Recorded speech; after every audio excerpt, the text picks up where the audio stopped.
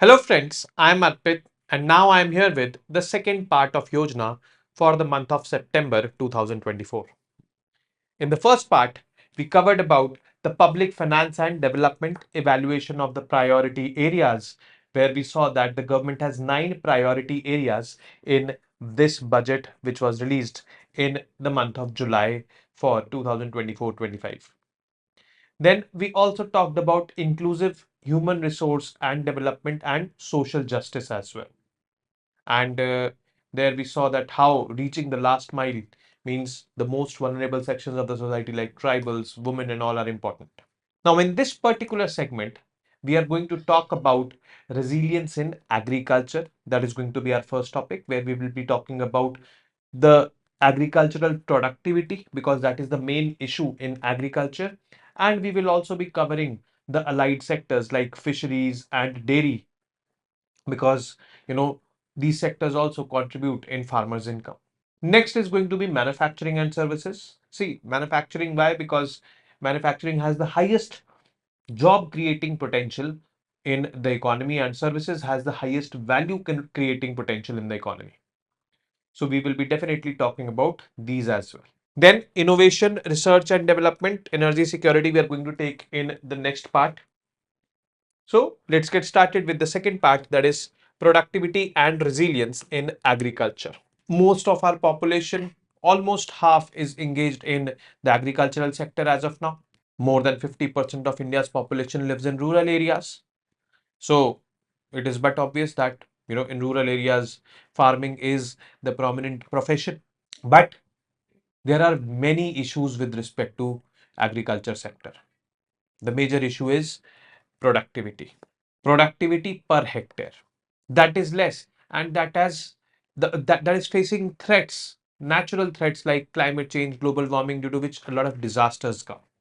Droughts happen, floods happen, heat waves come, and all these impact farm productivity, further reducing the productivity per hectare. Now we need to make agriculture resilient to such kind of threats. Climate change, it is there, but our crops or our agriculture should be resilient from that, means it should be untouched. We should be undertaking scientific innovations for making this sector more resilient, more robust, more sustainable, I would say. And that is why the government of India is dedicating or has dedicated to transforming the nation into a developed country by 2047. And here, you know without agriculture being robust, we cannot reach there. So agriculture no doubt is a crucial sector. Currently agriculture provides livelihood for approximately 42.3% of the population and contributes 18.2% of the national GDP at current prices. See, there is a disproportion.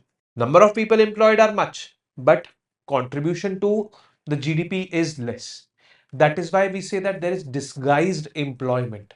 You will see people that they are employed, but how much they are generating, what value they are adding. So that is very less. In the Union Budget 2024-25, agriculture was highlighted as one of the priority sectors in strategic roadmap for Viksit Bharat. Finance Minister identified 9 priority areas, placing productivity and resilience in agriculture at the forefront, with an allocation of 1.52 lakh crore rupees to support the ongoing schemes and new programs for agricultural development and farmers' welfare. Obviously, 42% of our workforce is there. We need this. Our agricultural productivity per hectare is one of the lowest in the world. Being a Krishi Pradhan Desh, that is a matter of shame for us, not a matter of pride at all. Agriculture performance. Food grain production, basically 329.7 million tons in 2022-23. In 2023-24, there was a mild decline that was 328.8 million tons, primarily due to poor and delayed monsoons. It was an El Nino year, we can say. Growth in horticulture and allied sectors. Sectors like horticulture, animal husbandry, dairying, and fisheries are also registering significant growth, contributing positively to overall agricultural production. Challenges are climate change, as I mentioned, degradation of natural resources like less availability of water, the water table is declining, all these things are there. Low productivity levels, significant infrastructure deficits, like food production is there, but the food is wasted because there is lack of storage facilities and all. So that is infrastructure and all. Union budget aims to address these challenges comprehensively through various provisions. The first is research and innovation. So research and innovation can definitely make these crops resilient, I would say. So an example I have to make you understand this point. That example is a new variety of wheat developed by PUSA. PUSA is an institute in Delhi. There is HD 3387 variety of wheat. I think this is. Now, what used to happen or what happened in 2022? There were heat waves, and heat waves are there in March, April. March, April is that period where wheat gets cultivated. Wheat does not want high temperatures. High temperatures, the wheat will get spoiled. Wheat is a rabi crop. So, what happened? There were heat waves in March, April in 2022. Climate change is making this unpredictable events happen. So, wheat crop was destroyed, it was impacted. So, there was this new variety of wheat in which early sowing is possible. That is, by mid-October you sow it, and by February you can cultivate it. That will be fully grown. February, as of now, heat waves are not there. So we are making this agriculture resilient from the vagaries of climate change. We cannot control that as of now, climate change and all. Obviously we can, but these factors or these things which are happening, they will happen. We can control it for the future generations by taking adequate measures now. But what are happening these climate events. So we need to adjust, we need to adapt to this thing. So importance of research. Scientific research plays a critical role in agricultural development, underscored by three I's: intervention, invention, and innovation. Research infrastructure. India has one of the largest agricultural research, extension, and education networks globally. The government plans to review the agricultural research setup to focus increasing productivity and developing climate resilient crop varieties. Again, a paradox. One of the best or one of the largest research infrastructures, but one of the lowest productivity per hectare. Isn't that, a mismatch? Yes, it is. And that is a reality about India's agricultural sector. Government funding. There will be government funding to develop specific interventions addressing emerging challenges with involvement from private sector in overseeing research. Target for crop varieties. The government has set a goal to release 109 high yielding climate resilient varieties of 32 field and horticultural crops. So that example of wheat which I gave you is lying over here, so that these new varieties can withstand waterlogging, droughts, heat waves and all. Budgetary allocation. Department of Agricultural Research and Education under Ministry of Agriculture and Farmers Welfare received an allocation of 9909 crore rupees, an increase from 9876.6 crore rupees. Every rupee invested in agricultural research, including education, there is a return of 13.85 rupees. So return is decent. For every 1 rupee is invested, you get this much return. And this return can increase also with the increasing investment in this.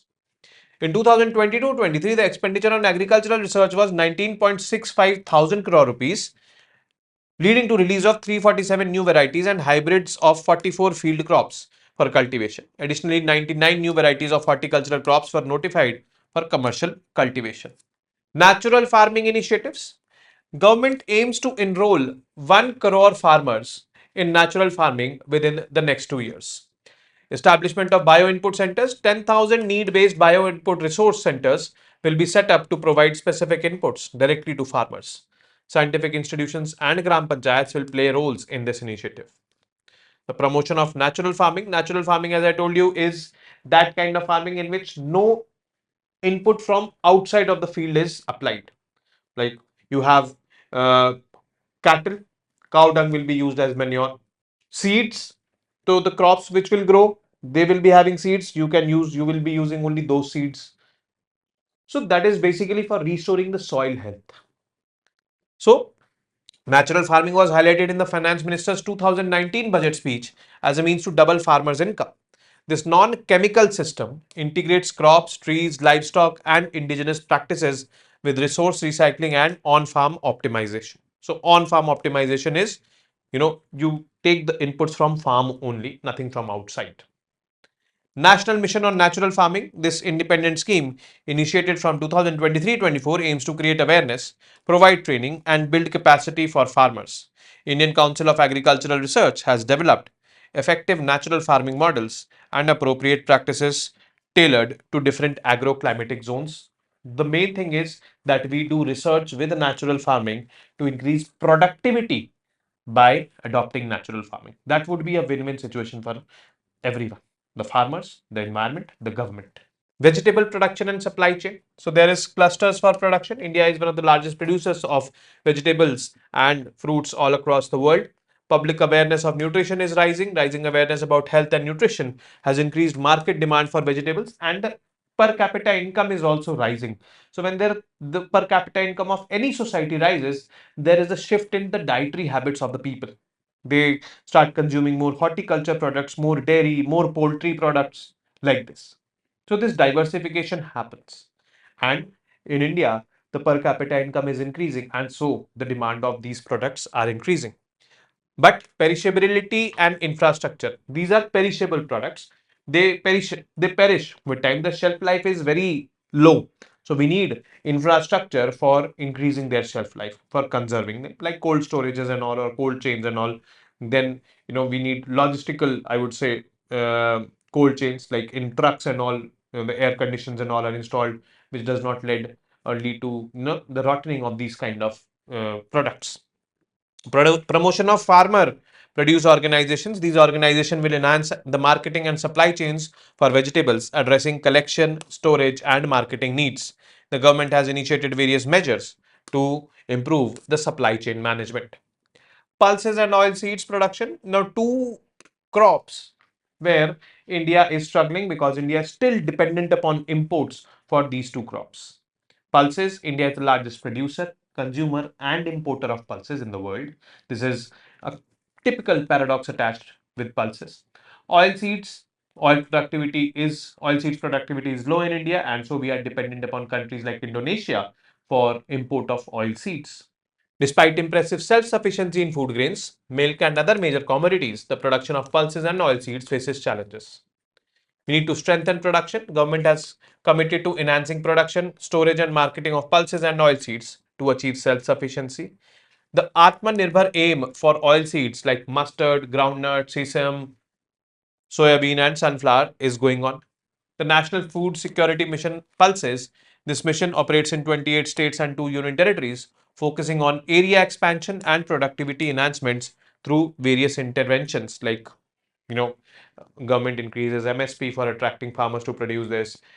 Research and innovation is going on in this particular domain. Incentives and MSP. The minimum support price for pulses has been increased to encourage production, while similar measures are in place for oil seeds as well. Now, for oil seeds, the government is running this National Mission on Edible Oils and Oil Palm NMEO-OP, and northeastern states are being targeted for this particular mission. That definitely will impact the economic development in northeastern states as well.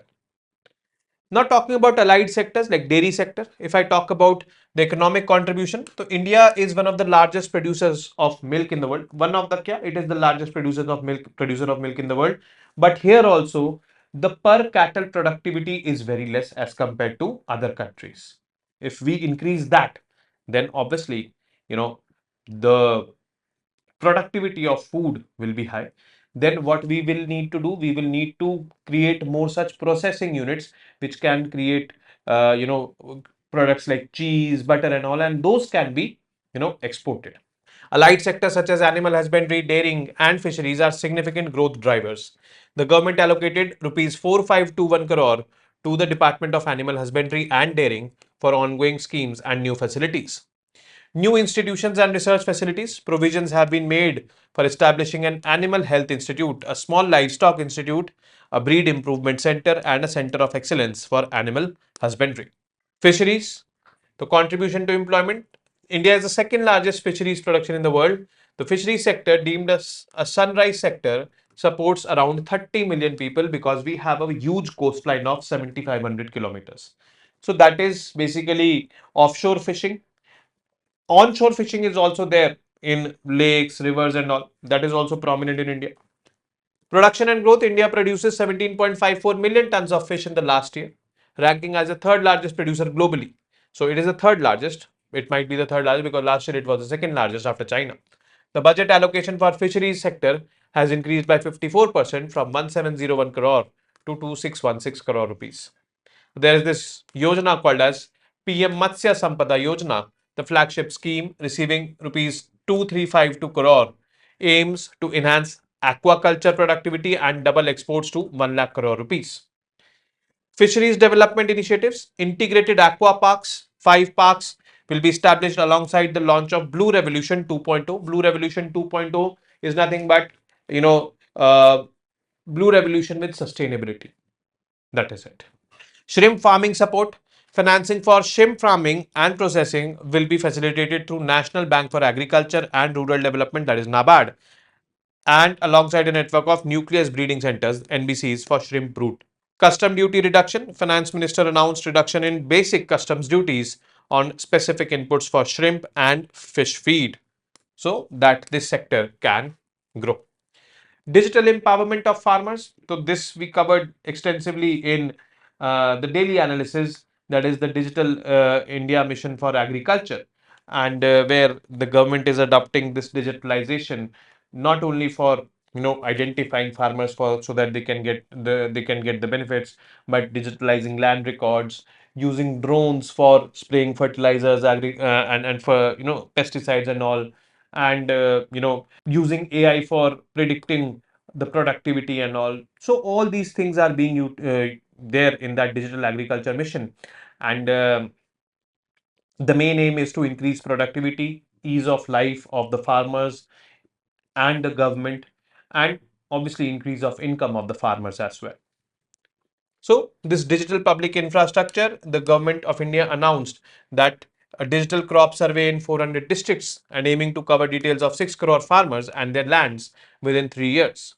DPI component exists of AgriStack, registers farmers, village maps and crops, Krishi decision support system, integrate data on weather, soil and government schemes, and Krishi Mapper, a geospatial mobile application for land-based schemes, enhancing crop estimation and soil health intervention. This we covered over there.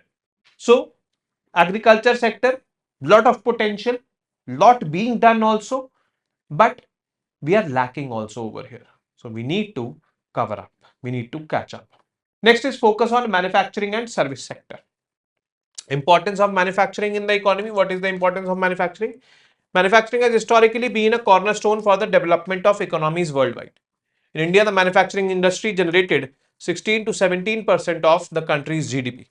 This sector is projected to be among the fastest growing, with the potential to export goods US $1 trillion by 2030. Manufacturing accounts for 17% of India's GDP and employs over 27.3 million workers. So, its contribution to GDP is less. It has the potential to employ more workers also because this sector has the highest job generating capacity. Unfortunately, it was ignored when we did the economic reforms in 1991. We were generally focused upon primary sector. From there, we jumped to the tertiary sector. We ignored the secondary sector. Tertiary sector enabled growth, no doubt about this fact, because that has the highest value generating capacity. But employment generation was not there. So that is why we say that there is jobless growth which is there in India right now.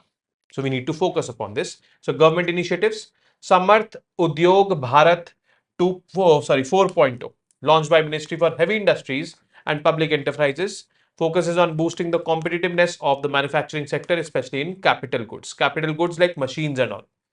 Industrial corridors and smart cities. Government is developing industrial corridors and smart cities to ensure holistic development, which will promote advanced manufacturing practices. So, smart cities, 100 smart cities have been identified and all. So, this is going to happen. Industry 4.0 and automation. India is progressing towards Industry 4.0 through initiatives like National Manufacturing Policy, aims to increase manufacturing share in GDP by 25% by 2025. Production linked incentive scheme launched in 2022. The scheme is designed to develop the core manufacturing sector to meet global standards. Automation and process-driven manufacturing shift towards automation is expected to enhance efficiency in the manufacturing industry. Foreign technical collaboration over the last 5 years, there have been notable increase in this as well as. So mobile phones, electronics, food processing, in these three main domains, the technical collaboration with the foreign players have been there, specifically post-COVID. Attracting foreign investments. So this, we are doing it. FDI in India has risen, and it is rising also because India is becoming a favored destination for many foreign players. So, but we need to have streamlined regulatory processes, opportunities for joint research and development, because we don't want to simply be an outsourced manufacturing hub. We need to participate in research and development so that our people can also actually learn something about it. So they need to have that knowledge. So we want to be transformed into a knowledge economy purely. Capability to manufacture high quality products that meet international standards. As a result, major international companies are establishing operations in India and seeking R&D partnerships. Union budget support for manufacturing and MSMEs. Union budget for 2024-25 continues to prioritize growth across various sectors like agriculture, infrastructure, digital platforms, manufacturing.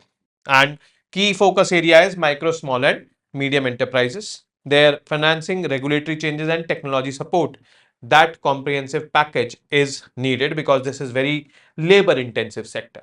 So key initiatives for MSME, credit guarantee scheme is there, introduces term loans for MSMEs to purchase machinery without collateral. That is what credit guarantee scheme is. Actually, the guarantee is taken by the government if they are taking some loans and all.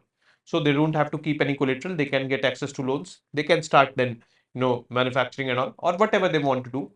That loan definitely will act as capital for them. Public sector bank involvement. Banks will develop in-house capabilities for assessing MSME credit, moving away from reliance on external assessments. Continuation of bank credit. A new mechanism will ensure credit availability for MSMEs facing stress, helping them avoid becoming non-performing assets. And increased Mudra loans limit. So we know that the highest category, that is Tarun, has been, upgraded from 10 lakh rupees to 20 lakh rupees. Talking about the service sector in India, service sector is contributing the highest in the GDP, but its employment generation capacity is limited. So it does not mean that we ignore this. Obviously, this is the main thing which is driving our GDP. This is the main thing which is driving our exports to other countries. Like India is, the hub of ICT exports. So, all countries all across the world, they are, having presence over here in India. We have many technical hubs like Bangalore, Hyderabad, Gurgaon, Noida, like these. So that has become our strength. That is driving our exports. That is the main contributor in the GDP. So why to ignore that? The service sector is a pivotal component of India's economy, not only serving as a dominant contributor to the country's GDP, but also attracting significant foreign investment. It is also a dominant contributor in the exports of the country.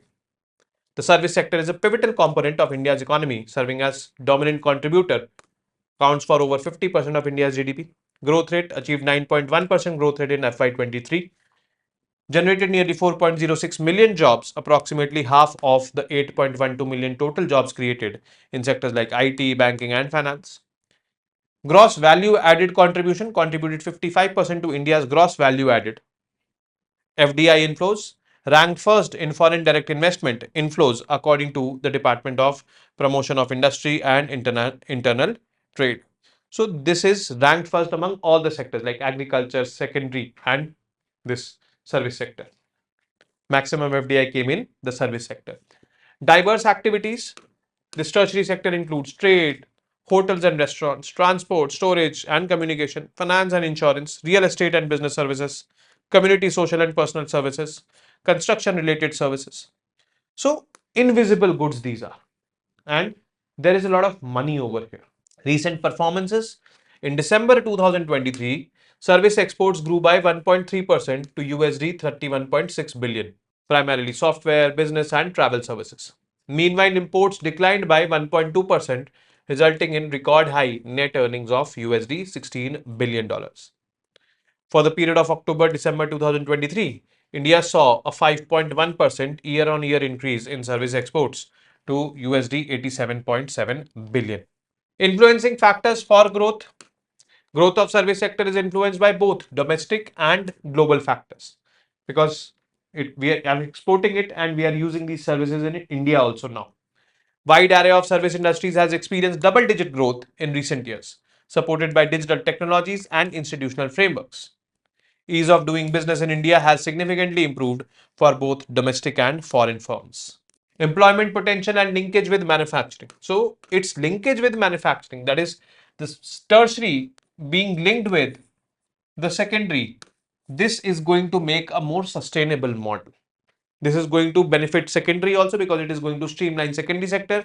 This is going to keep or increase the relevance of tertiary sector also. High employment elasticity is there. Service sector shows, indicates potential for significant growth and creation of productive jobs. Skill India program aims to skill or upskill 400 million people by 2022. Synergy with manufacturing, Make in India program, strengthening the manufacturing sector with a multiplier effect on services.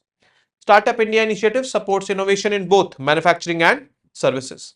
Government focus in the Union Budget 2024-25.